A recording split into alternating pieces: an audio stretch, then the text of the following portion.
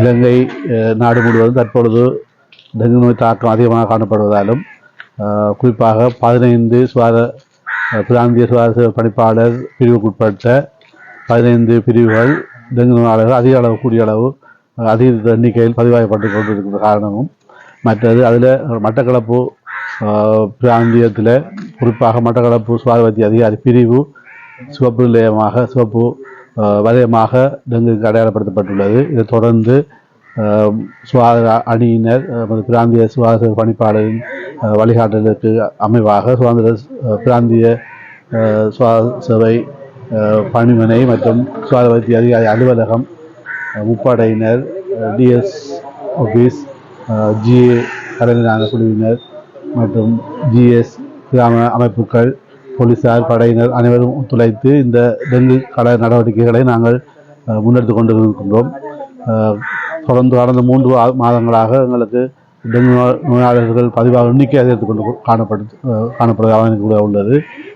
மே மாதத்தில் 59 நோயாளிகளும், ஜூன் மாதத்தில் 79 நோயாளர்களும், தற்போது இந்த 15-16 நாட்களில் 42 நோயாளர்கள் எண்ணிக்கை படிப்படியாக அதிகரித்து செல்கின்றது. இதற்கு ஒரு காரணம் நமது கொழும்பு கம்பா போன்ற பகுதிகளில் அங்கிருந்து திரும்புகின்ற நோயாளர்கள் எண்ணிக்கை அதிகமாக காணப்படுகின்றது.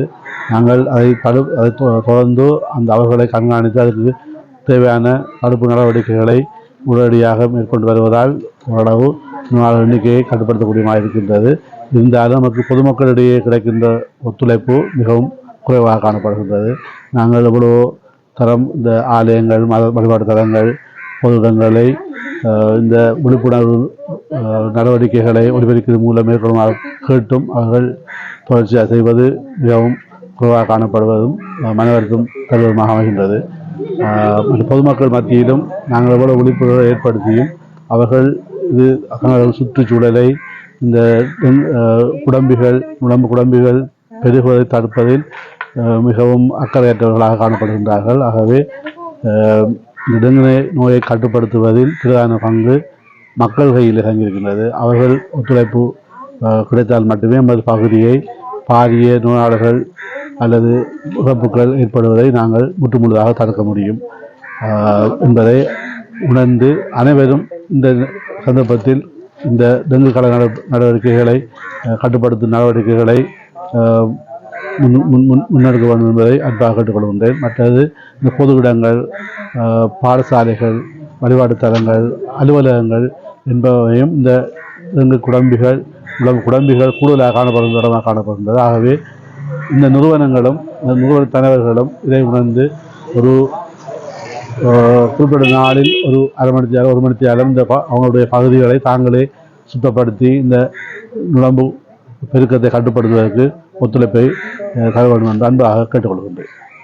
நாடறிந்த உலமாவும் ஹஜ் உம்ரா வழிகாட்டலில் நீண்டகால அனுபவமும் கொண்ட மௌலவி அல் ஹாஜ் MAM மஸ்ஊத் அஹமது ஹாஷிமி JP அவர்களின் தலைமையில் புனித ரமலான் மாதம் உட்பட பிரதி மாதமும் ஒரு உம்ரா குழு அழைத்துச் செல்லப்படுகின்றது. அல் மனாசிக் டிராவல்ஸ் பிரைவேட் லிமிடெட், அல் மனாசிக் காம்ப்ளெக்ஸ், சர் ராசிக் ஃபரீத் மாவத்தை, காத்தான்குடி 3. தொலைபேசி இலக்கம் 0779 000 115 0779 அல் மனாசிக் ஹஜ் உம்ரா வணக்க வழிபாடுகளின் நாமம்.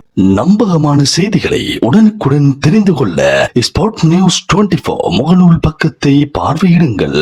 அதுபோல எமது www.spotnews.lk இணையதள பக்கத்தில் முழுமையான செய்திகளையும் பார்வையிடலாம். உண்மையான செய்திகளுக்கு ஸ்பாட் நியூஸ் 24.